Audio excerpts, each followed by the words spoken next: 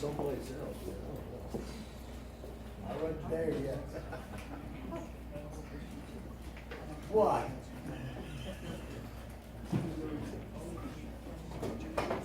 First to Bruce. Yes, sir. I'm ready to move, I thought.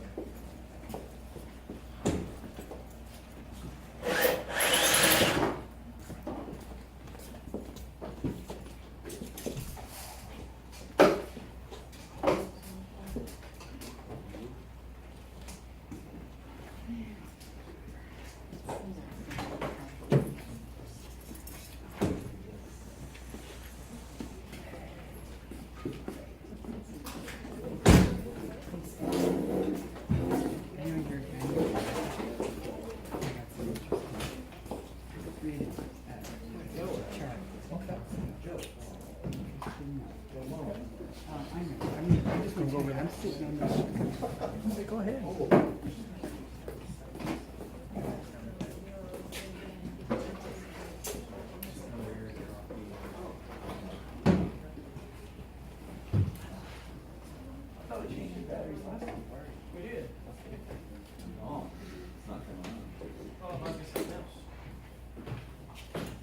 Well, it's not even turning that green here, though.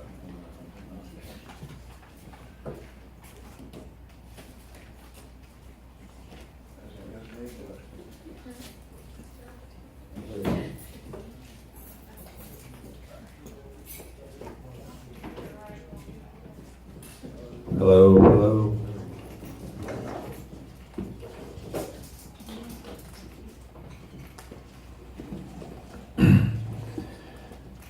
Okay,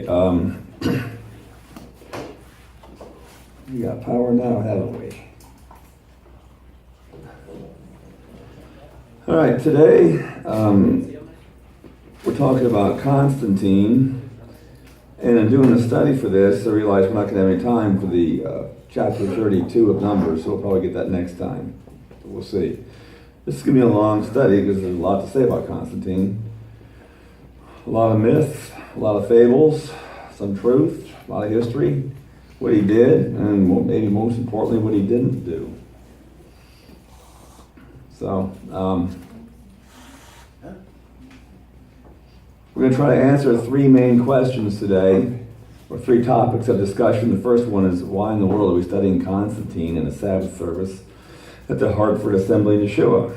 What's that got to do with Father, Son, and Spirit? And on one level, nothing really. I'm sure he was an important figure in history. He was a Caesar at Rome and things like that.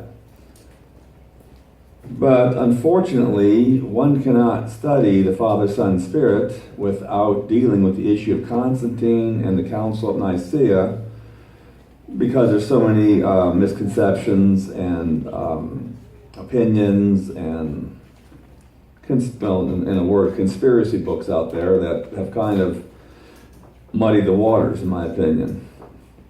So much so that many today absolutely refuse to believe what the scriptures say about Yah's revelation of who he is, Father and Son and Spirit, because many think that this was all orchestrated by Constantine, or that somehow he is responsible for a lot of the different issues today in the church.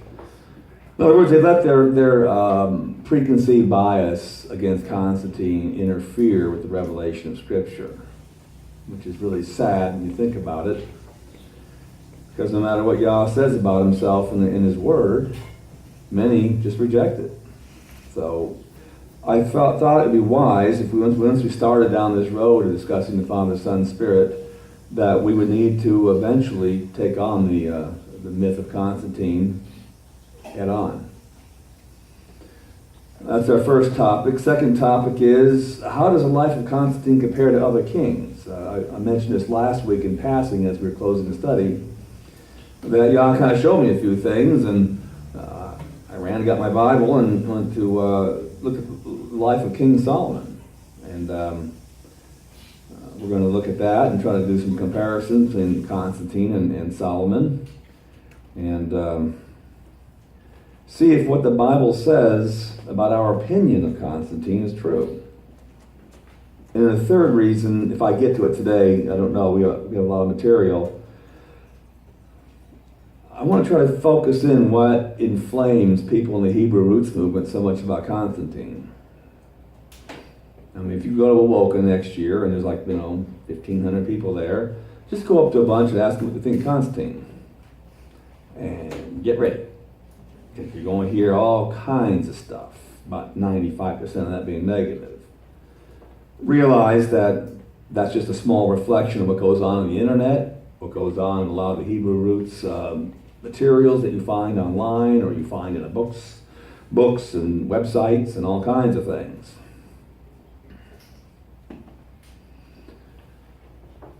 Now, is this true? Is this a bogeyman or a straw dog that's been created? And why? Which is, we'll get into that as we study Constantine. Like I said, I don't know if we'll get that today. But cut to the chase here, many believe that he infused the faith with paganism, sun worship, and it's his fault that Christianity is the evil, wicked organization that many believe it is today. So, yeah, we got a lot of heavy-duty stuff to go over. But my final request before we get started today, I realize that a lot of people have a lot of angst and agita over the church. Many are leery of accepting anything or anyone because they felt they were lied to by the church. And they came out of the church and now they want nothing to do with it. You know, you've heard the fool me once, shame on me, fool me twice, no, fool me once, shame on you, fool me twice, shame on you, me. You get the picture. Thank What you. he said. Thanks, Bruce. And that's a good thing. I want you to stay on your toes. I want you to stay active, stay frosty. You don't have to believe anything I say either, but be willing to check it out. Be willing to research it. One of the problems, though, I've noticed is that now everything is a conspiracy. I mean, everything. And there's any number of people who have left the Hebrew roots movement because they found out that was a conspiracy. We talked about this at Joanne's house, how I had listened to one person say the Hebrew roots movement was a conspiracy. It was a conspiracy by the rabbis to get a bunch of, to bilk a bunch of Gentiles back into Judaism. And that the rabbis had set up this, two-house thing, and you're going to come back as Ephraim, but at the end of the day, you just end up in Judaism underneath some rabbi somewhere. And it was all this big conspiracy. So, yeah, there's conspiracies everywhere. So I want you all to act like we're from Missouri. Show me.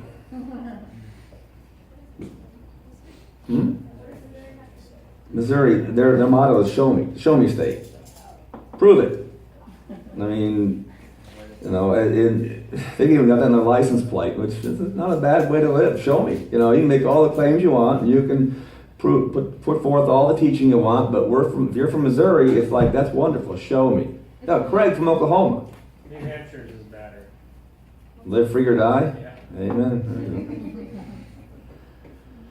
Or I heard a guy from Tennessee say that anytime he heard something he didn't like, he says, there's a hoax. You know what a hoax is? Hoax. You got to be from Tennessee to say that. There's a hoax. Not a half an axe, it's a whole axe. That's a whole one. However, if you're going to say prove it, now there needs to be a sense of honesty here. You need to follow truth where it leads, even if you don't like it. Even if it kind of busts some of your worldview or breaks up a few things you held near and dear.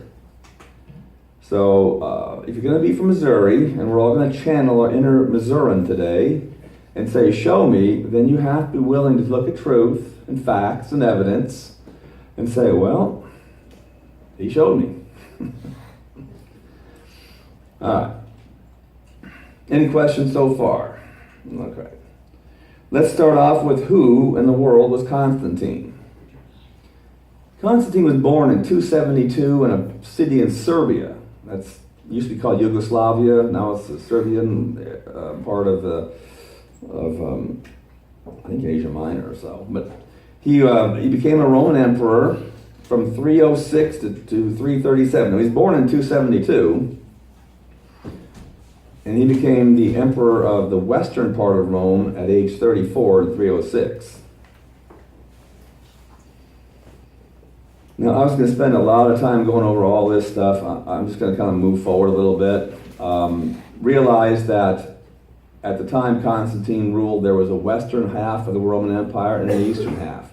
Each one had their own Caesar, let's say, okay? He was kind of put forth by the army he ran. His dad died. He was next in line. The army said, yeah, we like you, and he became like the leader of the army. But there was a rival to him, a guy named Maxentius, and he wanted to be the Caesar of the western half of the Roman Empire. I'm getting ahead of myself. Realize that Constantine was born into a pagan family. He worshipped the gods of Rome. Okay? That means Apollo, it meant Jupiter. Jupiter was the head god in Roman religion. Zeus is what it was called in Greece. He worshipped the god of war, Mars, and Apollo, the sun god. So that's how he was raised.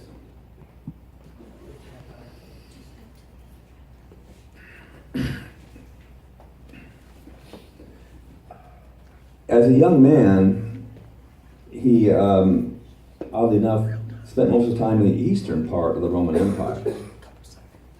I know you're wondering how he became Caesar of the West. We'll get there. His dad was Constantius.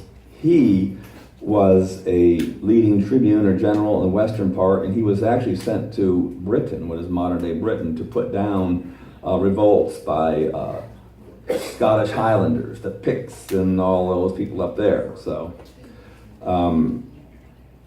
Constantine was raised in the courts of the emperor Diocletian. Now, something happened when Diocletian was an emperor. He had sent a messengers to the Oracle of Delphi. Anyone heard of the Oracle of Delphi? Yeah.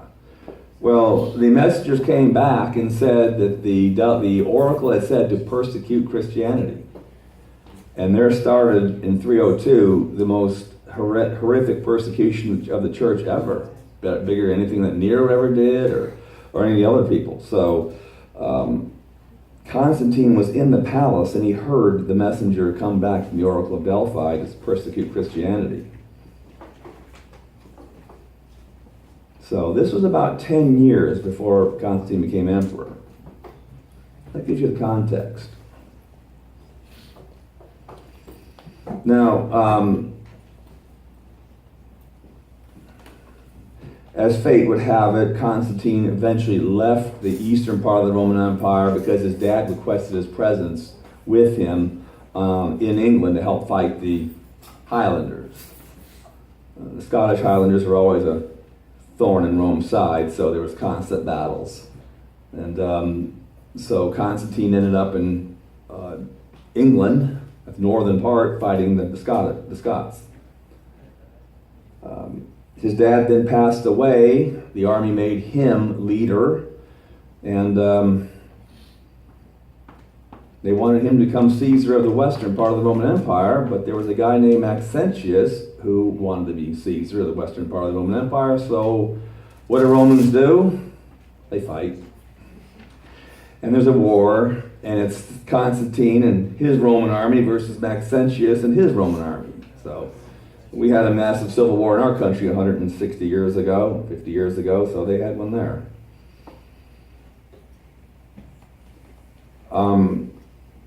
Constantine crossed over from England, went to Gaul, put down a bunch of the barbarian tribes, the Gauls and the Franks and like that. Then he worked his way through northern Italy and came down to Rome itself. And there was a bridge called the Milvian Bridge, which crossed the Tiber River, which Rome is built on. And Constantine met Maxentius at the Milvian Bridge, and he defeats him. However, something happened the night before the Battle of the Milvian Bridge.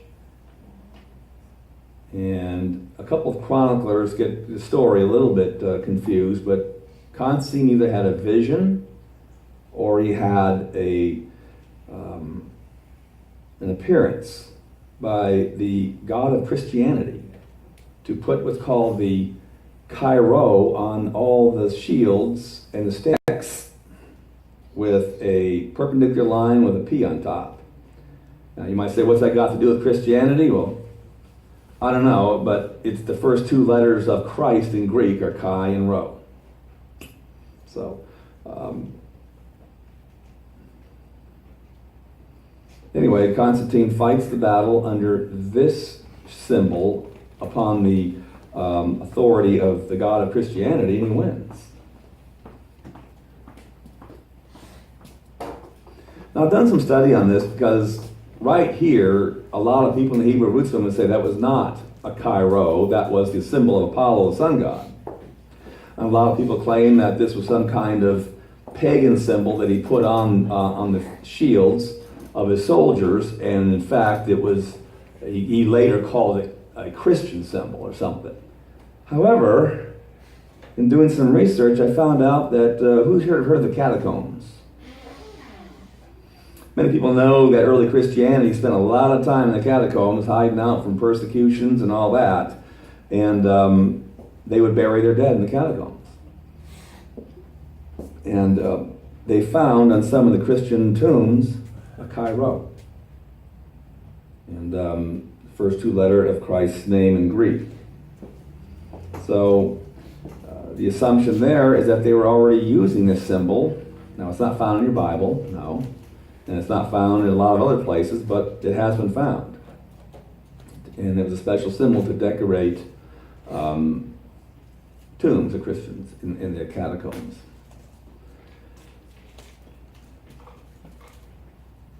Constantine in 317 minted a coin with a Chi-Rho on it. We'll be getting to coins here in just a moment, because if you talk about Constantine, you're going to talk about minting coins. Yes, sir. One thing to consider, Constantine maintained all his life that this is what he saw, this is who appeared to him, and he gave the victory he had at Milvian Bridge to the God of Christianity. I don't know if he used the name of Jesus, I don't know if he used the name of Yahweh, I don't know. He spoke Latin. Actually, he spoke Latin almost totally. He wasn't very good at Greek. He had to have translators when he spoke to translate in Greek. No, he didn't speak Hebrew, but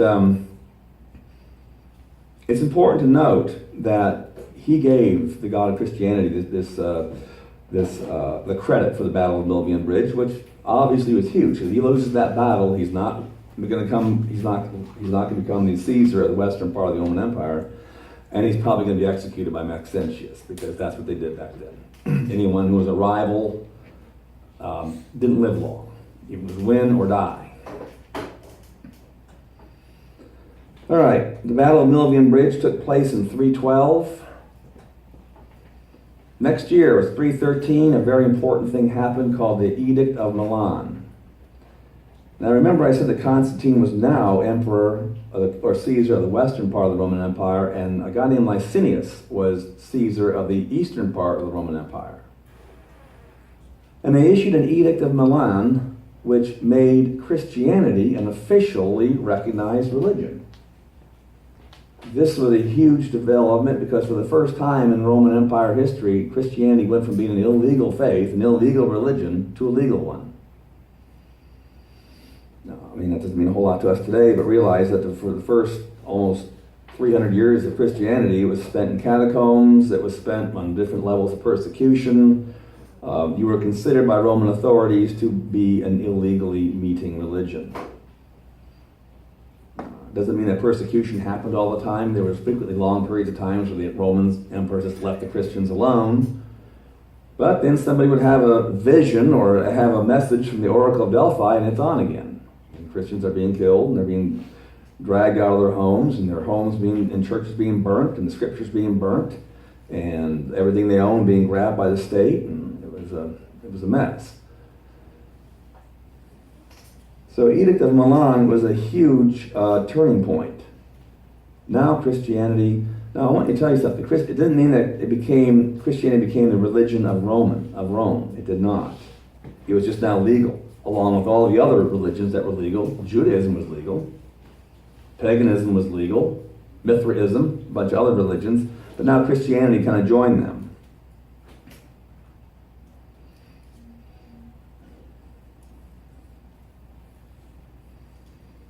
So for the first time in the life of the early believers in church, they were actually legal. By the way, a quick footnote, Christianity did become the official religion of the Roman Empire. That was in 380 by an emperor named Theodosius. So here's myth number one. No, Constantine did not make Christianity the religion of the Roman Empire. He and the other Caesar, Licinius, signed the Edict of Milan, which made Christianity a legal religion. That's all. One of many, actually. How many years later? 380 AD. 67 years later. Yeah.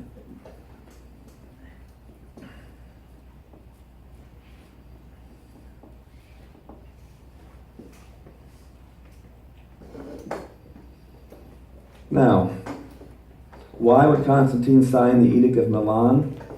I mentioned earlier that he gave credit to the God of Christianity for his victory at the Milvian Bridge. I believe he's trying to curry favor here. Remember, he's a pagan. What do pagans do for their gods? What's the big word begins with A? They appease them. They try to curry favor with them. They try to stay on their good side. Now, I realize that in our faith, that sounds pretty ugly for us to try to, do that with Yahweh. We have to come to him in faith and obedience. We pray for grace. That's not part of paganism, okay? They don't know what grace is, and they don't understand what scriptural faith is. They just know there's a big God up there, and as long as they do things in the right manner or attempt to appease them, things will go good. So, I think this is Constantine's first attempt to appease the God that he felt gave him victory at the Milvian Bridge. Realize also in a pagan mindset, it's all about power. The biggest God in the block wins the wars and the battles. So if the God of the Christians gave him victory at Milvian Bridge, what did that mean about the gods that Maxentius followed, which was the Roman pantheon? They're inferior. They're weak.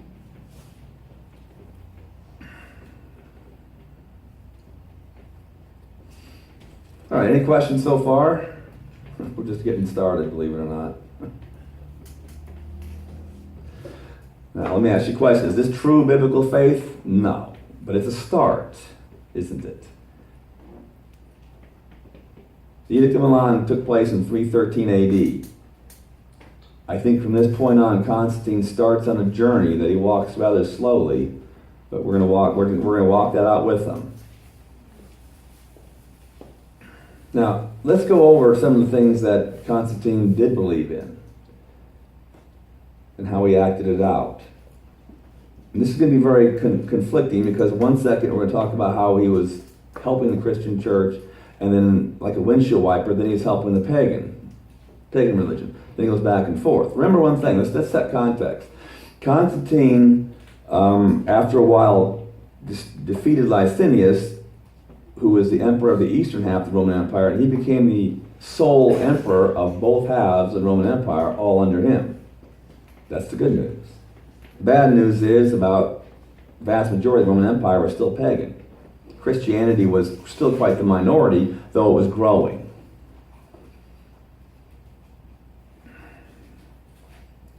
So taking that into consideration, the religious policies of Constantine featured a increasing toleration of Christianity. And conversely, he started to put restrictions and regulations on the Roman pantheon, the polytheism of the pagans. Now, this is a huge shift from all the other emperors who went before him. Let me give you an example. As time went on, he passed prohibitions on the building of any new pagan temples. Yet he used a lot of other money and state money to build all kinds of churches and basilicas for the church. And toward the end of his reign, he gave orders to pillage and tear down pagan temples. Now, he never persecuted pagans personally. He never killed them for being pagans. There were no pagan martyrs at this time. But he was doing all he can to repress paganism, and I believe to promote Christianity.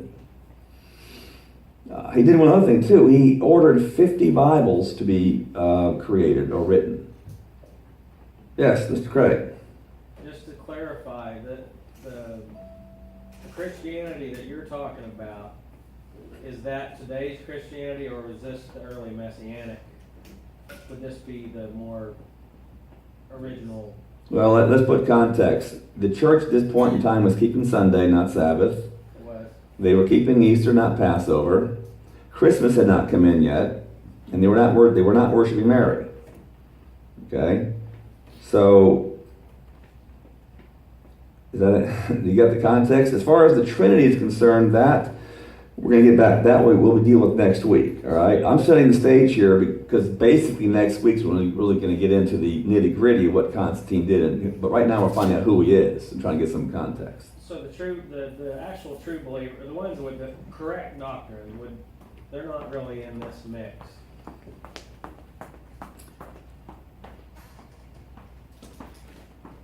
Well, probably yes and no. I mean, there was a time when people kept the Sabbath and the Sunday, believe it or not, and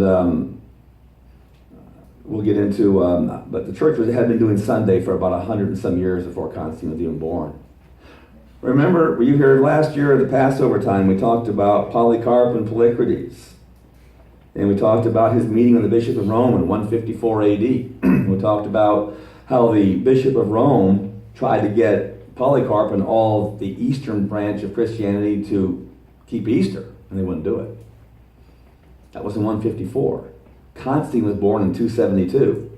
So you can see, 125 years later, before he was even born, the church had already pretty much drop-kicked the Passover for Easter, and Sabbath keeping was probably on the way out. Sunday keeping became more and more prevalent.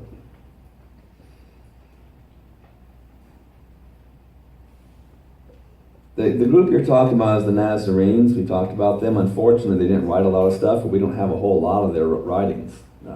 So where they're at, no one knows. I do believe that there was a lot of faithful people. I think that I really do believe the early church was faithful for the most part. Now, I would disagree with their Sabbath keeping to Sunday. I'm certainly not keeping Easter. I want to hear nothing about Mary, and I don't like Christmas either. However, let's recall that a lot of these people in those Sunday churches were martyred, persecuted, and tortured for the faith. Okay, so let's keep that in mind too. I'm the type that if I'm going to blame anyone, it's going to be the bishops I'm looking at and the theologians, not the person in the pew who just wants to worship Yahweh and just wants to get close to the one who created them. I'm always going to give them a lot more grace and favor. I have a lot more problems with the one preaching. That's just me. All right. Anyway, he commissioned 50 Bibles to be written. Remember, they were handwritten back then in papyrus. Okay, there was no printing press. There was no internet or anything. So this was almost took like a year for each one to be made. And he gave them to the church, the early believers, partially because so many had been burned under the persecution of Diocletian. Constantine, after the Edict of Milan, restored a lot of the church buildings that were burned and properties that were taken, scriptures were burned, money stolen. He tried to restore a lot of the things that had happened earlier. By the way, there is a wonderful blessing in all this. The church, unfortunately, at that time, hadn't really got together and organized what was in the New Testament canon and what was not. Well, actually they had, but they hadn't really. But when Constantine gave the order to create 50 Bibles, they had to come up with what is scriptural, what books are to be included. So in some ways, that was kind of a blessing, because they had kind of been lax on that in many ways. All right, next we're going to talk about the syncretism of Constantine.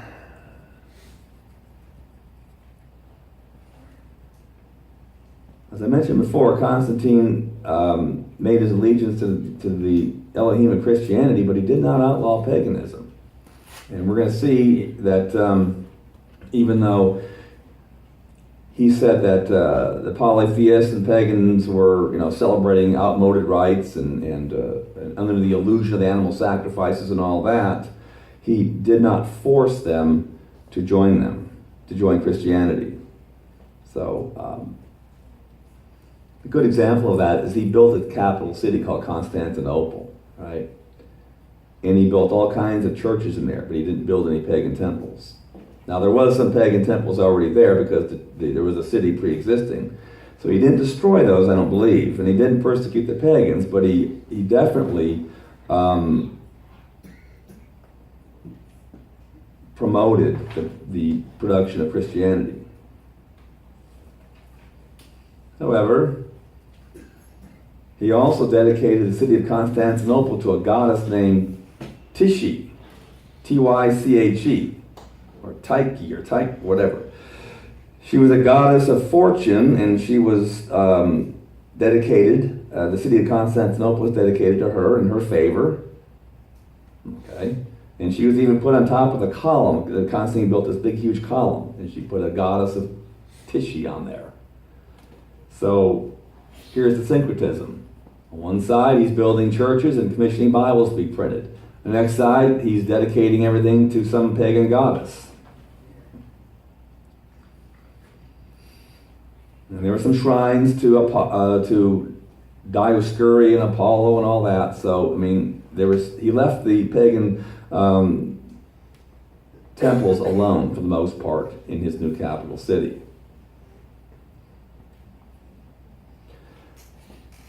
And how do we know that? Well, he minted a lot of coins. And one of the coins he minted on one side was his picture, and the other side was the picture of Saul and Vitus. Who here knows what Saul and Vitus is? Invincible son. Right. The invincible son, the unconquerable son.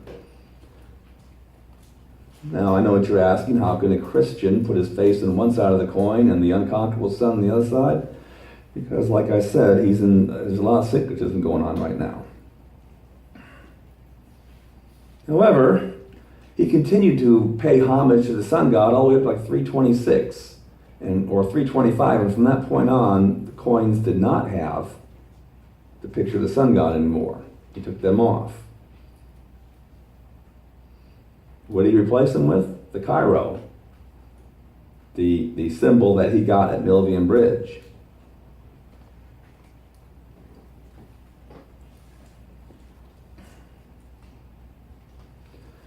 There's a good possibility that Constantine was called, or was given the title Pontifex Maximus.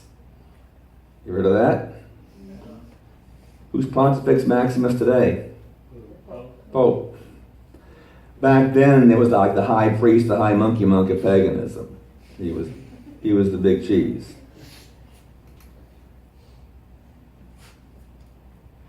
So, like I said, we're going through his syncretistic time of his life.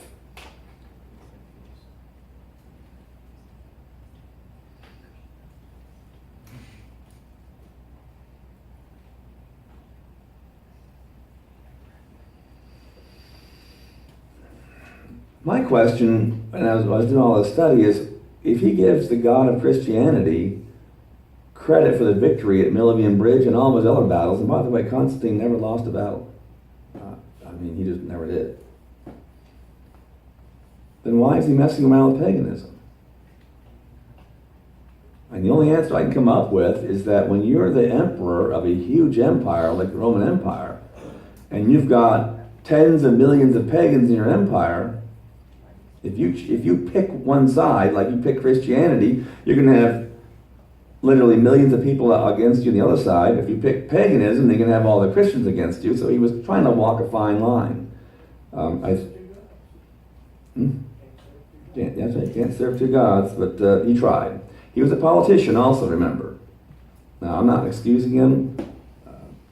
Nowhere am I using Constantine as an example of how we're to walk out our faith. Today's is all just a history lesson. Well, look who it is. Maybe because he was raised as a pagan, he was just keeping traditions that he was raised with, too. That's probably a decent point. That was probably his default mechanism. That's just how he was raised. This is what he learned. So, Christianity or the coming to faith in Yahweh was a new thing for him.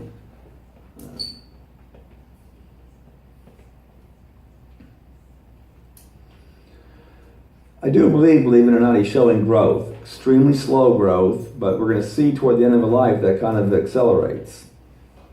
I mean, we can all sit in the sidelines and criticize him for this and that. But once again, never forget where he came from, how he was raised, and his issue of having to deal with a very pagan, very polytheistic idolatrous Roman Empire.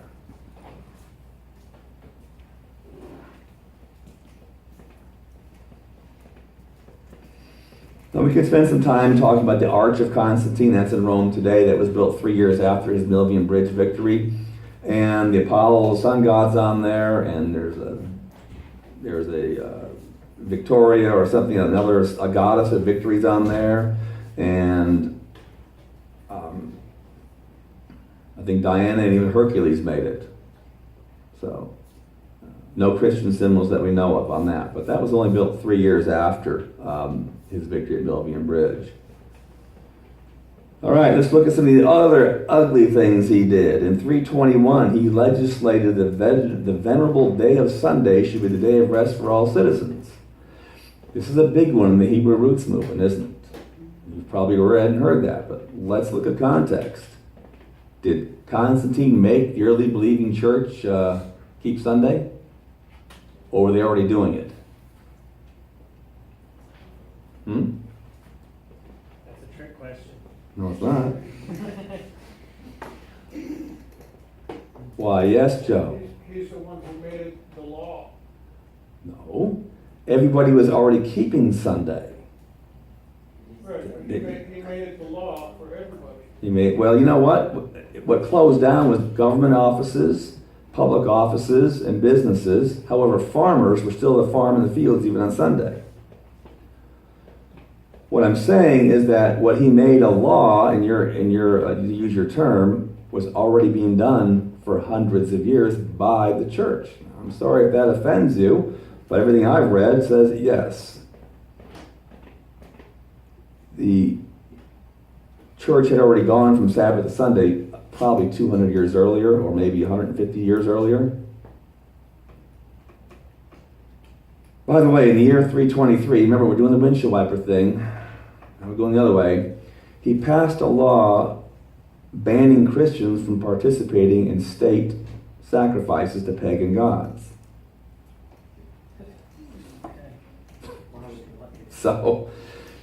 So whether you wanted to, if you were a Christian and really had to go watch them slaughter something to the sun god, you could not go. Yes, Caleb.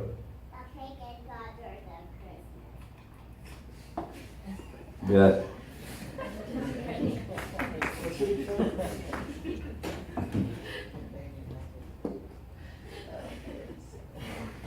Walmart was probably closed on Sunday too.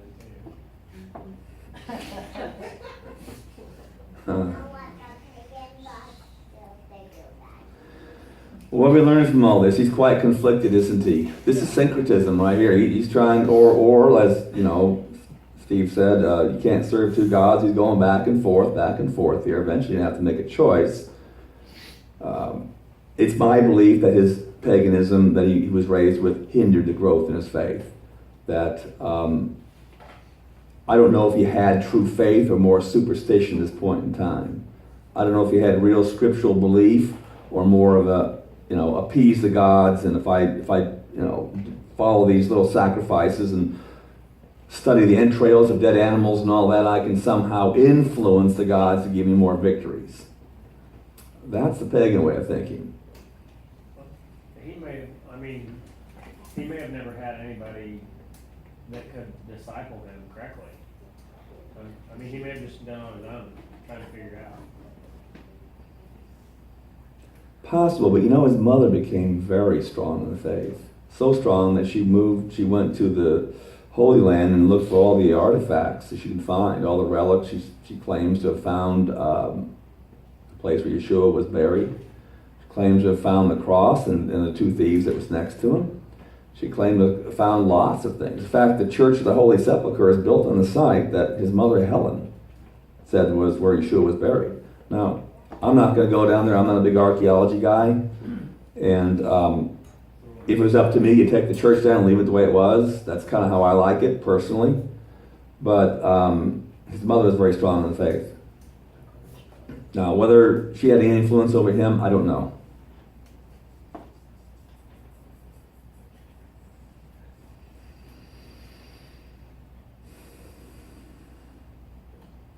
I mentioned that as Constantine got older, he became more and more against paganism. And the way he did it was he just stopped, he stopped building any new pagan temples. He did support the early church and building more churches. He wrote a letter to the king of Persia and told him not to persecute Christians. He didn't want to hear about that. He wrote a letter to the king of Persia and said, and I have the direct quote in here somewhere, but basically that paganism with all their animal sacrifices were an abomination. I mean, a Roman emperor writing that, this is unheard of.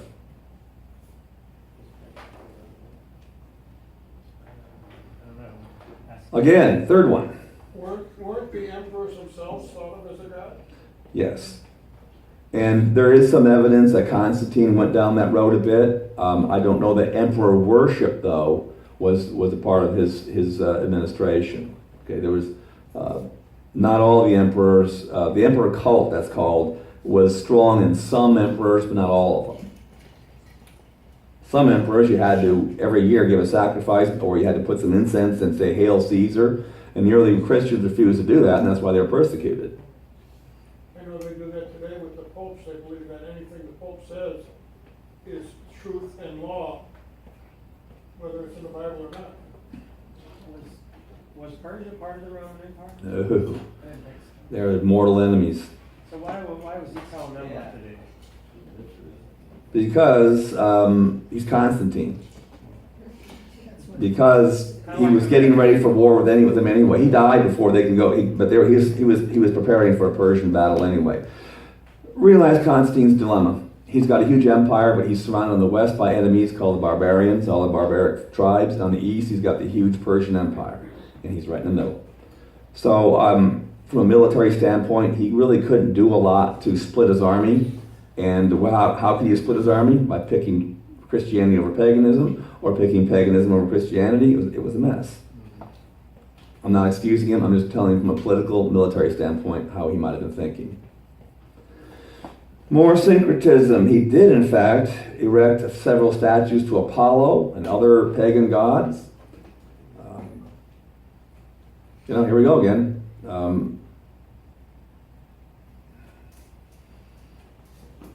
We already talked about Sol Invictus on the coins. So what's the meaning of all this? What's all this have anything to do with us? I started to notice a pattern as I was studying his life, and that he is slowly but gradually moving toward the faith. Slowly but gradually, he was moving more and more toward the scriptural faith and away from paganism. Baby steps here and baby steps there. However, you wonder why he just didn't jump into the deep end of the pool and say, I'm a born again Christian. And that's because of who he was and the issues of the age with Roman Empire literally having to fight battles on thousands of miles of front, east and west.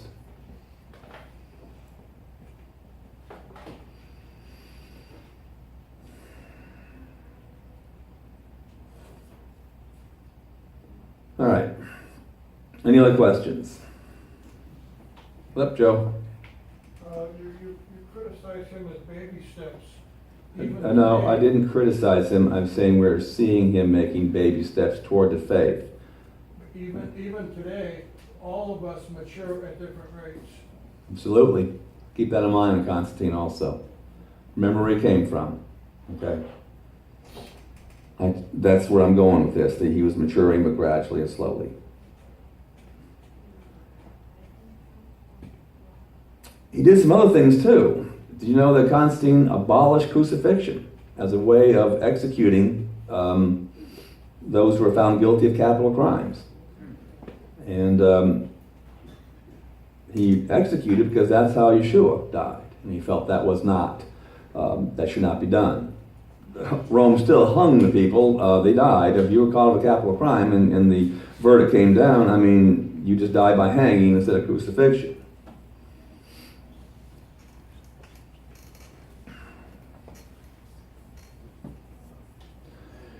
He also had some reforms with regards to prisoners. Now, prisoners way back when were kept in the dark, but Constantine allowed them to have some light, and I guess they can go out and see the outdoors from time to time. It wasn't a good thing to be in a Roman prison back then. You were usually kept in the dark, chained up. And he even got rid of the gladiatorial games. Remember the fights of the gladiators would fight to the death and all that. Have you ever watched Gladiator, the Russell Crowe movie? That was pretty much Roman entertainment. That was their football back then. Okay, if you want to look at it that way. But he eliminated them in 325. So these are all good things, right? Well, let's talk about something bad. Let's talk about the execution of his wife and firstborn son, Crispus. Did you say Christmas? Crispus. Crispus, Crispus. All right, sometime in 326, Constantine had his eldest son, Crispus. That was his eldest son by his first wife named Minerva, who he had divorced. And he had him seized and killed. He was a general in his army.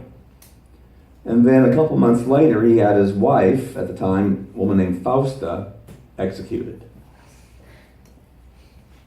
Do we know why? You are the first persons in the Hebrew roots movement to ever ask why. I am pleased. I am no, really, a standing ovation for that. No. You talk to enough Hebrew roots movement people, and all they do is say Constantine killed his firstborn and his wife. What an evil, wicked man. This guy is Satan in human flesh and everything else. Okay. Yeah, that's a matter of historical fact. He did have them killed. We've got a couple theories, but we don't have an exact reason why. And what theory number one? Let me eliminate the more common theories we hear. Is that he woke up in a foul mood, somebody burned his bacon, and that's it. Yeah, out of here. Or he told his kid to go mow the lawn, and he said no, and boy, that's it. No. Constantine might have been a lot of things, but he wasn't a fool, and he didn't kill his firstborn child, who was also a very successful general in his army, and his wife. Some people believe that the two are having an affair. Now remember, this is not Fausta's child. This is her stepson. And they're having an illicit relationship. Rumors started getting spread by that, and Constantine took business in his own hand. By the way, this just in, Constantine did have a short temper. Really? Yeah. If you study his life, you'll find out he was not one to trifle with. So he could have had them executed for their moralities. By the way, doesn't this sound kind of close to another thing, another biblical story? Remember Joseph and Potiphar's wife? Anyway. So, whereas Potiphar put Joseph in jail, Constantine just killed him off. So, a second possibility is that both Fausta, his wife, and Crispus, his son, were plotting to get rid of Constantine and take his throne. If you read in scripture, that happened a lot, where a son of a king or a rival to the throne would try to get him eliminated, and then he would be named. By the way, if Constantine did die, I have no doubt in my mind Crispus would have been named the next Caesar. The army liked him. Crispus ran Constantine's navy, and when Constantine was fighting against the Eastern Caesar, the Licinius guy, he was outnumbered 2-1 with the ships, and Crispus beat him. I mean, so this was, in Rome, a successful general is one that goes right up the ranks, and he becomes Caesar pretty quick. Go ahead, Emily. Are you saying that it was, was it theory or fact that Crispus and that other lady were playing? It's a theory because when Constantine had him killed, he had all memory from them removed. That was another common thing they did. They would strike your name from history books and everything else. I'm just telling you that there's no way he woke up and had him killed for no reason at all. That's just not politically smart. It's not religiously smart. It's you don't take your top general and you just kill him off for nothing. There was a reason for everything. And Constantine, if he was anything, he had reasons for what he did. The two reasons you gave were both valid. I mean, it's either one or both. Yes, Joe. Well, I believe that both the affair and the conspiracy were probably factors. But the reason Joseph was put in jail instead of killed is because I think the Pharaoh believed Joseph to be innocent, but appeased his wife. Potiphar thought he was innocent. Or Potiphar. Yes, and I agree with that. All right, so yes, Constantine minted coins to the sun god. Yes, Constantine built some temples and idols of Apollo and whatnot. Yes, he had his firstborn and his wife killed.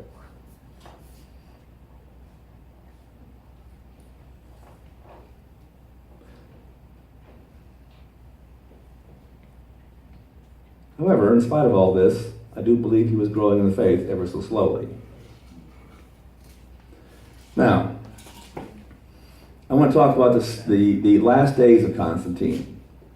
His sickness, when he got sick, and his death. Right after Easter in 337, and I call it Easter because that's what they called it back then, he fell very ill.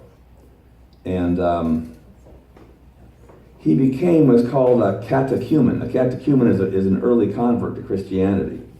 It's somebody who starts to study to become a regular member.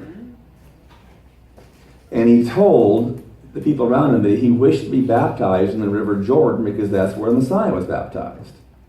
Well, there's a huge problem. He lives out in Asia Minor, nowhere near the river Jordan. And he was hoping that he could recover from this illness and go to the Jordan and get baptized, but it was not to be. He became sicker, and then he got to the point where he turned over the reins of the empire to his next in line, which I think was either Constantine II or his next son. He was either Constantine II or Constantius. So here we have the Roman emperor giving up the reins of power. He knows he's going to die. Okay, there's just no king gives up his power and his authority, his throne, unless he knows this is it. What was wrong with him, do you know? Huh? What was wrong with him, do you know? No. But whatever it was getting much worse. And without spending a lot of time in it, he went to be able to visit the hot baths in some town, hoping that would heal him. And that didn't work, so he wanted to go back to his capital city of Constantinople, but he didn't make it. And he got outside the suburbs of Nicomedia, and that's as far as he can go. However, once he got into Nicomedia, he requests the bishop of Nicomedia, a man named Eusebius, and he got baptized. He asked to be baptized, and he was. And then he died very shortly thereafter. Now, here's the question that many people ask in the Hebrew Roots movement. Why in the world did Constantine put off being baptized until he's near death? That is certainly not the scriptural model, is it? You come to faith in Yeshua, what's the next thing you should do? Mikvah. Mikvah or baptism, right? But it turns out, and I did some research on that, 'cause this always bothered me, why this last moment baptism thing. And we found out that that was actually quite common in that era. And here's the reason why. The church at the time taught that when you were baptized, all of your sins were washed away. That was the teaching of the time. Where did Constantine get the idea of being baptized like that? Probably from the church. Probably from some teaching somewhere. He didn't come up with it himself. Now, look, this is horrific theology, folks. It puts the water of baptism over the blood of Messiah. Only the blood gives true cleanness and true forgiveness. Water is only symbolic, right? That was not so much teaching back then. So you wouldn't want to get baptized early because then you've still got a lot of sinning to do. Right. It turns out he was just following contemporary Christian teaching. Now, I don't like that teaching. I think it's poor. But the church has said a lot of things over the years that were poor. And you can't, here's my point. You can't blame Constantine for this. He's not a bishop. He's not a theologian. And as we see next week, we talk about the Nicene Council. He doesn't know anything about theology, and he doesn't want to. Yes? They still do the same thing today. A lot of religions, not just the Catholic, but a lot of religions believe that if a baby dies before they're baptized, that they go to hell. I mean, I wouldn't know. Excuse me.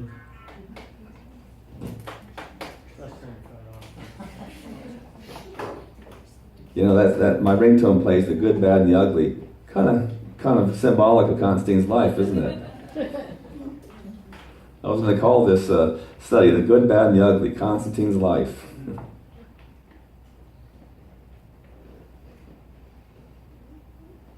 All right, so he got baptized on his deathbed. I think he died a few days later. This was in May of 337. He was emperor for just about, I think, 34 years, something like that. Wait, he got baptized on his deathbed? Well, he was in his bed dying. He got baptized, and then he passed away a few days later. Within a week, let's say. Once he went to his deathbed, he didn't get out. That was just. There was nowhere. He was just kind of slowly grinding down. Go ahead, Greg. Did you say he was baptized by Eusebius? Now, there's two Eusebiuses. There's a Eusebius of Caesarea, who was a famous church historian. This was Eusebius of Nicomedia, who was the bishop of Nicomedia. I don't know if it's Nicomedia or Nicomedia. He wasn't the one with the early Christian writings. No, that was Eusebius of Caesarea. Yeah, sorry about that. There's overlaps of names.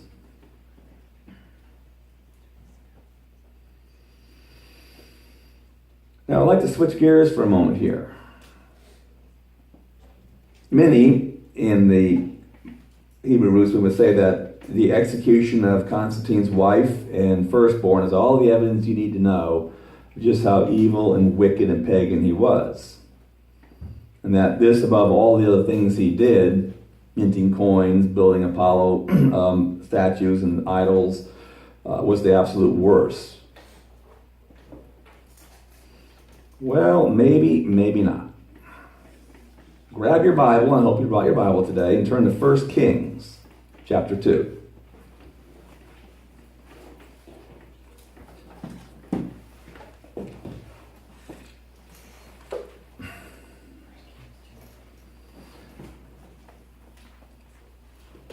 First Kings or First Melachim, if you have scriptures. And I'm going to read some verses on the life of Solomon. We'll start in verse 10 of 1 Kings 2.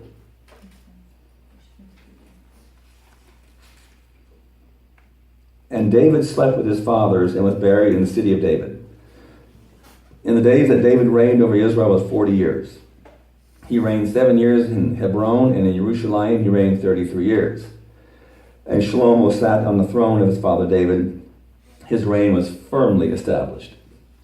And Adoniah, son of Haggith, came to Bathsheba, the mother of Shlomo. And she said, "Do you come in peace?" And he said, "Peace." And he said, "I have a word for you." And she said, "Speak." Verse 15. And he said, "You know that the reign was mine, and all Israel had set their faces toward me, that I should reign. But the reign has been turned around, and has become my brother's, for it was his from Yahweh. And now I am making one request of you. Do not refuse me." And she said to him, "Say it." And he said, "Please speak to sovereign Shlomo that he would not refuse you to give me Abishag the Shunammite as wife." Now let's stop here for just a moment. Who was Abishag the Shunammite? She was a chick that stayed with David when he was old and cold. The chick. Yeah, kept him warm. You got away with words, Greg. The chick that stayed with him when he was old and cold. Can't improve that a bit. That's okay. Moving on. That was very good. You're right. If for those who don't remember, David had gotten very old. He was on his deathbed too. I mean, he literally, went to bed, stayed there, too old and weak to get out, and he was cold. So they looked for the most beautiful woman in the entire kingdom and had her sleep with him to keep him warm. Now, I'm sure there's a bunch of jokes here, but let's move on. Verse 18, and Bathsheba said, "Good, let me speak for you to the sovereign." And Bathsheba came to sovereign Shlomo to speak to him for Adoniah. And the sovereign rose up to meet her and bowed down to her and sat down on his throne and had a throne set for the sovereign's mother. So she sat at his right hand. And she said, "I am making one small request of you. Do not refuse me." And the sovereign said to her, "Ask it, my mother, for I do not refuse you." Then she said, "Let Abishag the Shunammite be given to Adoniah, your brother, as wife." And sovereign Shlomo answered and said to his mother, "Now why do you ask Abishag the Shunammite for Adoniah? Ask for him the reign also, for he is my older brother, for him, and for Abiathar the priest, and Joab son of Zeruiah." And sovereign Shlomo swore by Yahweh, saying, "Elohim does so to me, and more also, if Adoniah has not spoken this word against his own life. And now as Yahweh lives, who established me and set me on the throne of David my father, and who has made me a house, as he promised, Adoniah shall be put to death today." And sovereign Shlomo sent by the hand of Benaiah, son of Jehoiada, and he fell upon him, and he died. So, King Solomon has his half-brother Adoniah executed, all because he asked for the prettiest woman in the empire, the one who was in bed with David, to be his wife. What's the Torah say about this? I'm not seeing where there's a reason for that. Well, let me ask you this. Was there a court or a hearing convened? Were there witnesses brought forward? Did Adoniah have an opportunity to present his case? Or was he just slaughtered like a cow? Yeah. But what was the crime? Well, Solomon said that this was his older brother, and there might be some that think that he had the rightful reign over Solomon. However, David picked Solomon, and Adoniah himself said it was Yahweh's will in verse 15. Right. But there's some intrigue here if Adoniah had been, I don't know. The point is, this violates Torah all over the place. I mean, I don't think that there's any way of justifying this. Go ahead, Joe, number 5. Well, if the woman slept with his father, whether there's a ceremony or not, that became his father's wife. That didn't happen. They didn't have relations. It says he did not know. In fact, the Bible says they did not have relations. She just slept with him to keep him warm. Okay. There was no marriage and it was not consummated. She was just an But electric still, blanket. still, Yeah. still, thou shalt not covet. Thou shalt not covet. So David's dead, and the woman is now free, and she has no husband, and who's coveting what? The Bible doesn't say you can't desire a wife. Pardon? He was simply asking for a wife. She didn't belong to anyone. It wasn't covetousness. He wasn't coveting his neighbor's wife. You understand what she said? Uh-huh. Okay. But there's more. I'm going to read verses 28 to 34. And news came to Joab, for Joab had turned aside after Adoniah, though he did not turn aside after Absalom. And Joab fled to the tent of Yahweh and took hold of the horns of the altar. And the report came to sovereign Shlomo that Joab had fled to the tent of Yahweh, and see, he is by the altar. Then Shlomo sent Benaiah, son of Jehoiada, saying, go fall on him. So Benaiah came to the tent of Yahweh and said to him, thus says the sovereign, come out. And he said, no, for here I die. And Benaiah brought back word to the sovereign, saying, thus saith Joab, and thus he answered me. And the sovereign said to him, do as he has said, and fall upon him, and you shall bury him, so that you take away from me and from the house of my father the blood which Joab shed without cause.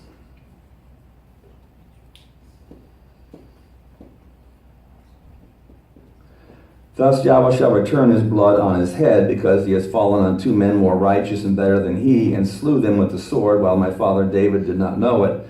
Abner, son of Ner, commander of the army of Israel, and Amasa, son of Yether, commander of the army of Yehuda. So shall their blood return upon the head of Joab, and upon the head of his seed forever. But upon David and his seed, upon his house and his throne, there is no peace to be forever from Yahweh. And Benaiah, son of Jehoiada, went up and fell upon him and put him to death. And he was buried in his own house in the wilderness. Now, I didn't read that, but if you read the first couple of verses of chapter 2, David had told Shlomo on his deathbed to kill Joab and the next one, Shimei.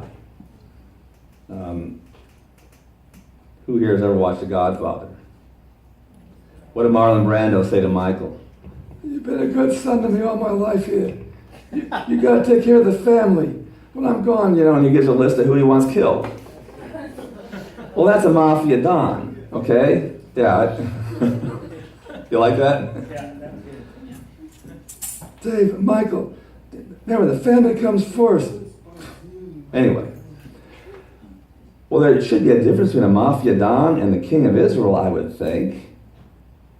Now look, I am not here to be an apologist for Joab or Constantine for that matter. However, Joab is executed. Was there a trial? Was there a hearing held? Did anyone present any evidence or anything? Why didn't David take care of him when he was alive, if this really offended him? Anyway, Joab dies for past sins without a court hearing, without witnesses, without anything. No due process. He's just executed. But there's more. Look at verse 36 to 46.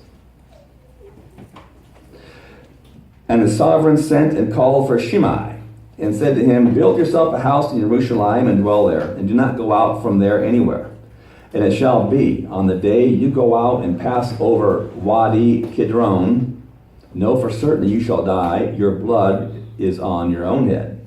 And Shimei said to the sovereign, the word is good. As my master the sovereign has said, so your servant does. So Shimei dwelt in Jerusalem many days. And it came to be at the end of 3 years that 2 slaves of Shimei fled to Achish, son of Maacah, and sovereign of Gath. And they informed Shimei, saying, see, your slaves are in Gath. Verse 40. Shimei rose up, saddled his donkey, went to Achish at Gath to look for his slaves, and Shimei went and brought his slaves from Gath. Shlomo was told that Shimei had gone from Jerusalem to Gath and had come back. So the sovereign sent and called for Shimei and said to him, did I not make you swear by Yahweh and warn you, saying, know for certain that on the day you leave to go anywhere, you shall certainly die. And you said to me, the word I have heard is good. And why have you not guarded the oath of Yahweh and the command that I gave you? The sovereign also said to Shimei, you shall know all the evil that your heart has known, that you did to my father David. And Yahweh shall return your evil on your own head. But sovereign Shlomo was blessed, and the throne of David established before Yahweh forever.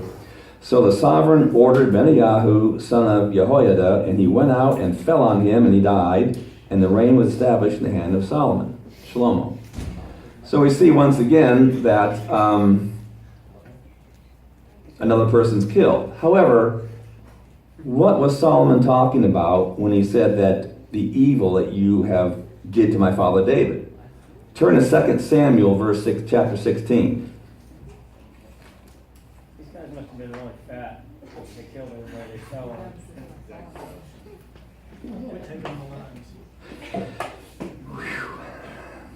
You spoiled this fun. You're in rare form today, Craig.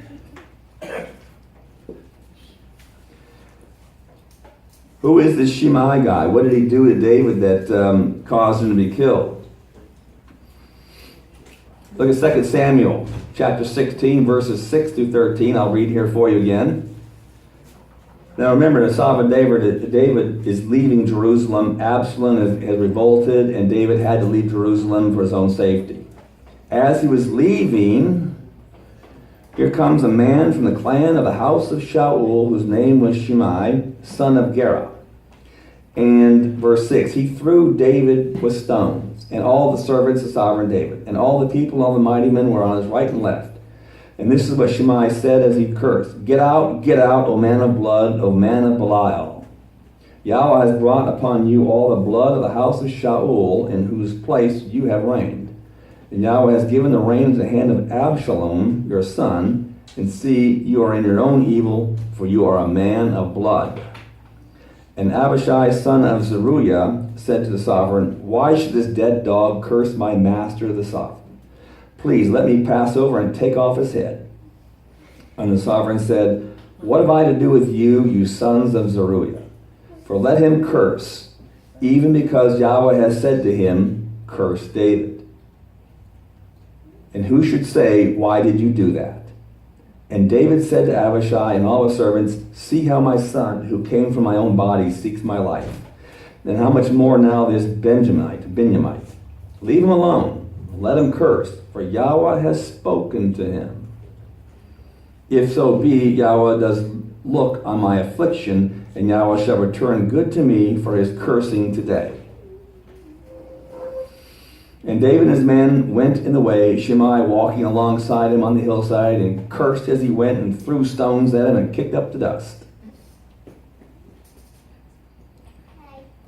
So David's leaving Jerusalem because Absalom is revolted, and he's basically running for his life. Shimei, who was a son of Benjamin, and by the way, where did Saul come from? Child of Benjamin. Is cursing David, and he's criticizing him, and he's throwing stones, and he's throwing dust up in the air, and he's insulting him the whole way. One of David's own men says, let me take care of him. And David says, no. Look at verses 9 through 12. Verse 10, actually. Let him curse, even because Yahweh has said to him, curse David. Verse 11, leave him alone, let him curse, for Yahweh has spoken to him. Verse 12, if so be Yahweh does look on my affliction, Yahweh shall return good to me for his cursing today. Who was cursing him? Who is talking through Shimei here? Yahweh. Verse 12, shall return good. If so be Yahweh shall look on my affliction, and Yahweh shall return good to me for his cursing today. All right. So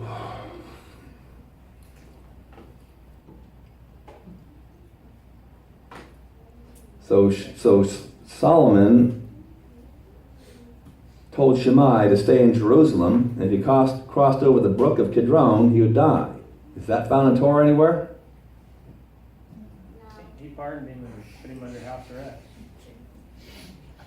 Not true. Why did Solomon kill Shimei? Look at verse 8 of chapter 2. And see, with you is Shimei, son of Gera, the Benjamite from Bahurim, who cursed me with a grievous cursing in the day when I went to Mahanaim. But he came down to meet me at the Yarden, and I swore to him by Yahweh, saying, I shall not put you to death with a sword. Right? This is David talking on his deathbed to Solomon. Verse 9, and now do not leave him unpunished. For you are a wise man and know what you should do to him, and shall bring his gray hair down to the grave with blood. And then David slept with his fathers and was buried in the city of David. So here's David on his deathbed saying, hey, Solomon, you got to take care of this guy over here. Why? Because he cursed and threw stones at him? No. Yes. Can we just call it like it is? This is nothing more than revenge killing. Okay? That's all this is. This is just, I'm dying, take care of business, avenge me upon this guy. But where is it written? Who has vengeance in Scripture? Yahweh only. Who does vengeance belong to? Vengeance is mine, I will repay. I believe that would be the Elohim Israel who said that. Deuteronomy 32, 25, 35. I mean, you don't have to turn there, but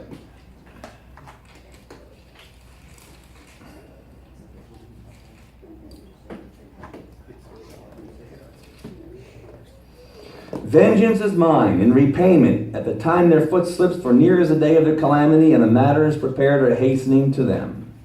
By the way, that verse is quoted by Paul in Romans 12, verse 19. So we have a Torah making the verse in Deuteronomy, and then the apostle himself quotes it and says, vengeance is Yahweh's. And yet we see Shlomo here doing nothing more than a simple vengeance killing.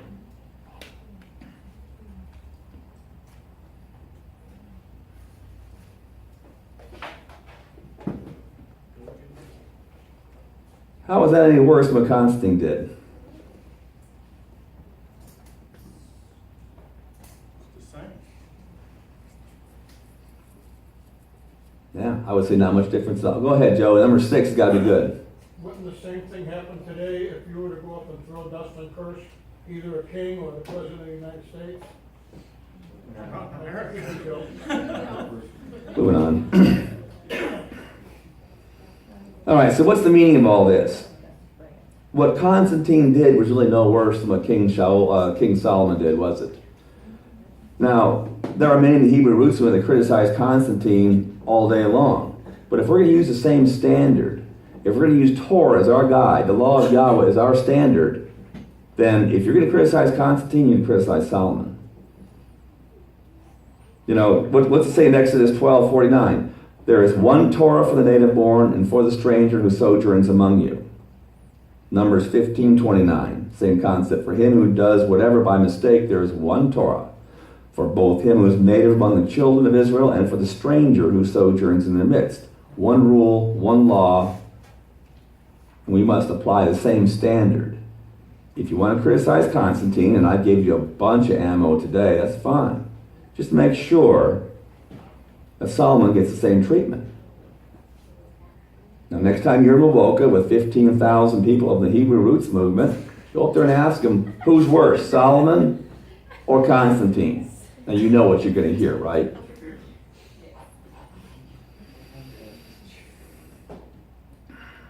Actually, what Constantine did was almost scriptural. Well, there was no court of inquiry called. There was no witnesses called. There was no due process. Yeah, right, but I mean, if they were guilty of what they were guilty of, then the scripture would have called for their death. If there were witnesses, if it could be proven. No, they're both wrong here. But there's not a lesser wrong. Wrong is wrong. Wrong is wrong. Yes, Joe. Didn't David do the same thing when he had his friend killed in battle so that he could have his wife? Yes. Right? Yes. Absolutely. And now David's killing after his grave too. Here David's causing people to die, and he's already dead. By the way, I bring that up because I was reading a book called The Constantine Conspiracy, and it brought out that Constantine had put in his will to have certain people knocked off after his death. I'm not able to confirm that, but the author made a big point about Constantine killed, and then he's dead, he's still killing people. Well, so is David, and so is Solomon. That's Karl Marx. Let me ask you all a question. Being Hebrew root scholars, who's more responsible? The man who was raised a pagan all his life, or the dude who was raised as an Israelite from birth? The one who probably had the best Torah teachers and rabbis in Israel at his bedside teaching him Torah from day one. The one who was being groomed for the throne and probably had Torah memorized, or a good portion of it. I know Paul had the Torah memorized. As opposed to a man who sacrificed God to the sun god, and sacrificed to the moon god, and sacrificed to the gods of war and all this other stuff. Well, they're both equally guilty because Torah says so. There's only one standard. I'm just asking who's got more responsibility here. Who's the one who really needs to do some splaining here? I think David's on the hot seat. That's why he's called a man of blood. You're a bloody man. You're not building my temple, Yahweh said. But Solomon's got for Mr. Wisdom here, he should have told Dad, sorry, Dad, I'm not doing that. You had a chance to judge these men when you were alive, and you were feeling good, and you didn't. Don't throw it on me. They've done nothing to me. I mean, at the very least, he could have said, I'll hold a court of inquiry. If there's any witnesses still around, we'll call them, and we'll go from there. Were all three of them people that David told him to kill, or was it just the one? He wanted Joab, and Shimei killed. Adoniah was one of his sons, so he wouldn't want him killed. But Solomon did that one all by himself. Just add to the problem, one more. The interesting thing to me was that he wanted Joab killed for, the way he had Joab killed was the same reason he wanted him killed for. I know that probably didn't make sense, but he wanted to kill him because he killed two men in a time of peace for something they had done in a time of war. And then he turns around and tells him to kill them in a time, it doesn't make sense. Let me go a little bit deeper in that. I mean, David got his nerve to pick on Joab because David prospered when Joab was his general of his armies, and Joab kicked the living hiney out of every pagan he came across. And David's armies were ruling the whole area because Joab was a heck of a general. Now, he was a violent man, and he was a raspy man, and you definitely wouldn't want to be in the same room with him. He killed Absalom, David's own son. Remember, he was hanging from his hair from one of the trees, and David said, don't kill him, and Joab, I'm sorry, when you send him on a mission, there's this dead body, he's going to start piling up. But it was Joab who sieged the city. And they sieged it, and finally they broke through the walls, and they held off going in until David could get over there and walk in the city. So they say that David conquered it, but it was Joab that did that. David prospered greatly from Joab's generalship. Yeah, he was a mean man. He was a bloody man. But don't be sending your son to kill him after you're dying, after you've prospered by all the victories that his guy gave you. That's rather duplicitous. It's just sinful, folks. I mean, let's just call it like it is.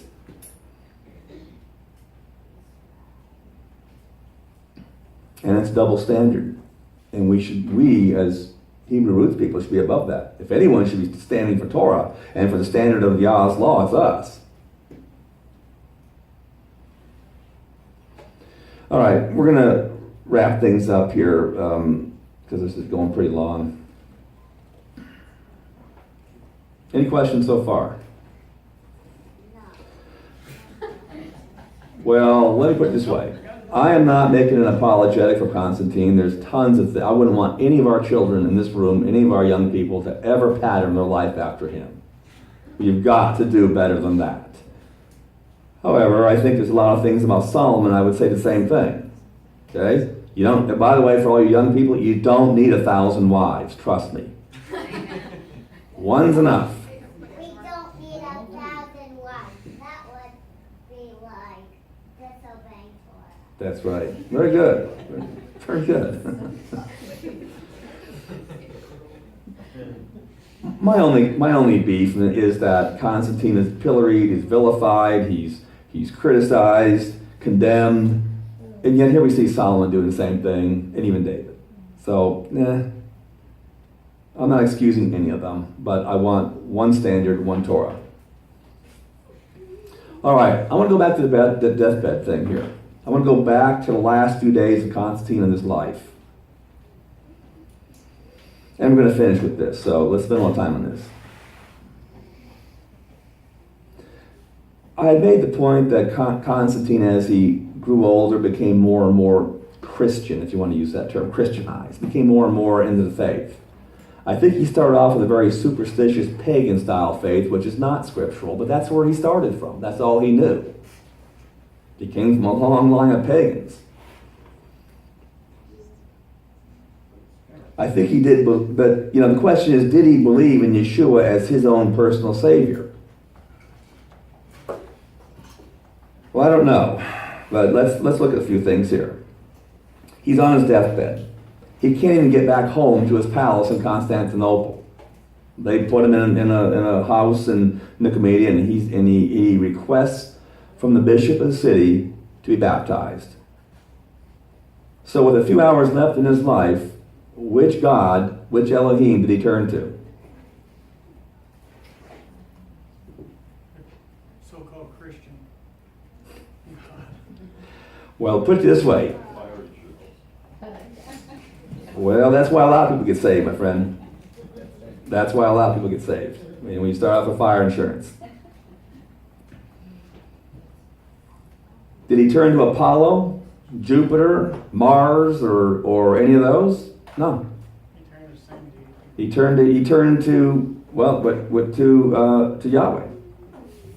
Now, many people say that Constantine's conversion on his deathbed was a ruse.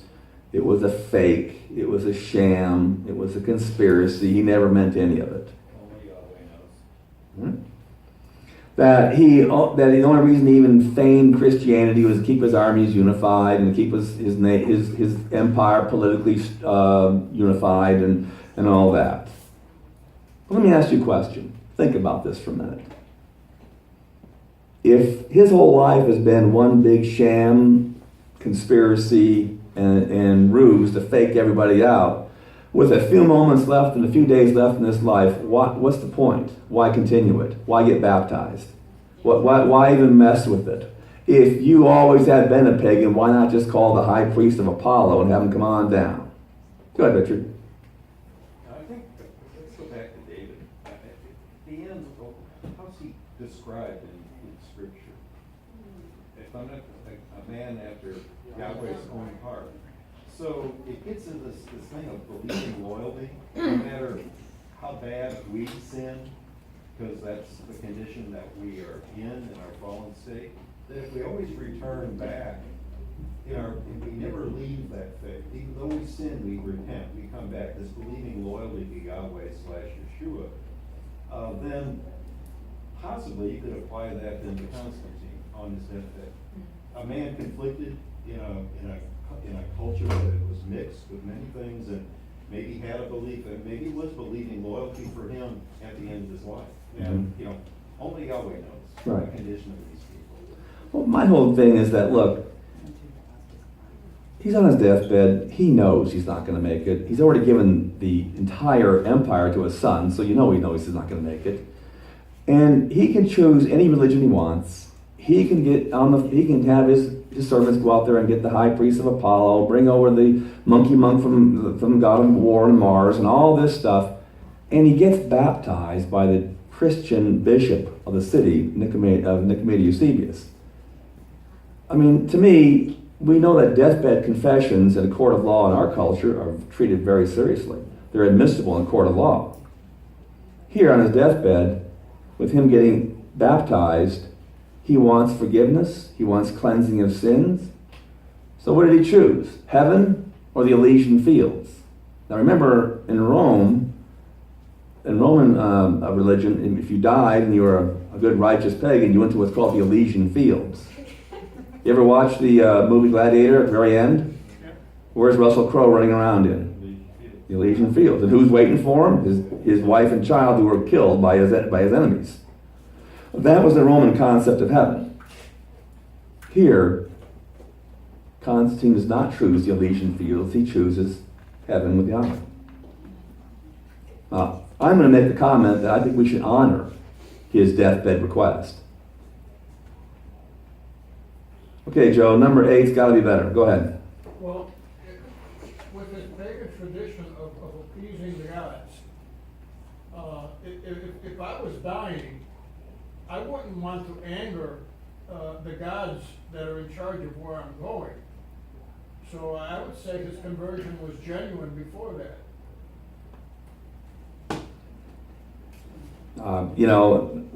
As Richard has said a couple times, only Yahweh knows. But I do know that you're right. If you're going to go to the Elysian Fields, you better be doing sacrifices to the gods of the Elysian Fields, not to the God of the Christianity. So, which one did he choose? He chose Yahweh Yeshua. All right, folks, that pretty much ends today's study on Constantine. I tried to show you the historical truth behind it. He's a very complex man, a very conflicted person. Hopefully you can understand Constantine a bit better by now. Certainly not perfect. Certainly not an example of the faith whatsoever. I'm going to hope and pray our children and our people all do much better than that. I hope you see he went from being a superstitious understanding of the Elohim of Christianity to maybe a living faith on his deathbed for the one who died for him. And maybe he went, go ahead, Craig. I can wait. All right. Maybe he went from a faith, a superstitious style faith, to a living faith in the one who died for him, even if it was with his own dying breath. Next week, we're going to get to question 3. I didn't get a chance to get to question 3 today, which was the what is it about Constantine that so inflames everybody today? We're going to answer the question, did Constantine subvert the faith? This is next week. Did he hijack the true religion and Torah-based faith of the body of Messiah? Did he infuse sun worship, paganism? Did he bring in Apollo, Zeus, and the Queen of Heaven? Did he invent the Trinity and the worship of Mary, the mother of Yeshua? Did Constantine change the Sabbath to Sunday? Did he change Passover to Easter? Edict of 321. I already mentioned that. But I also told you they were already keeping Sunday anyway for years. It became an edict in 321. Richard, I mean, that's like me telling you to sit there and, Now, where, as a footnote, where did they come from that they were keeping it before the historical record? Justin Martyr, Origen, you go back a lot, you go back to 2nd and 3rd century. Unfortunately, the church left the Sabbath early because they were anti-Semitic primarily, and whatever the Jews did, the church did the exact opposite. Constantine didn't make them a law. By the way, we're going to get the idea of making it Sunday a legal holiday because the Christians are already keeping it. So were the pagans. I think the pagans had it. They had Sunday. They worship the sun god, Sun's Day. Anyway, did Constantine ruin the faith and wreck the body of Messiah? So next week we're going to talk about the Council of Nicaea and the role that Constantine played. Today was all about setting the groundwork for who he was and much about his life. And next week we're going to get into the Nicene Council, which was called by Constantine, and the role that he played there, if any. So next week, be here or be nowhere. Shalom. Craig. I was just going to say, it's just kind of in the human psyche to need a boogeyman. And that's like they say about America, if we don't have an enemy, we'll create one. And so, if in the Hebrew roots movement we don't have a boogeyman and we need one, we need to pick the right one. And maybe if we focused on the real boogeyman, we'd be a lot better off for it. I agree. I think it is human nature to want a boogeyman or someone to blame and a scapegoat. And that's even a part of the Yom Kippur. Remember the scapegoat, the Azazel goat. Anyone else? All right. let's go ahead and end with the Aaronic blessing, and we are dismissed, all right?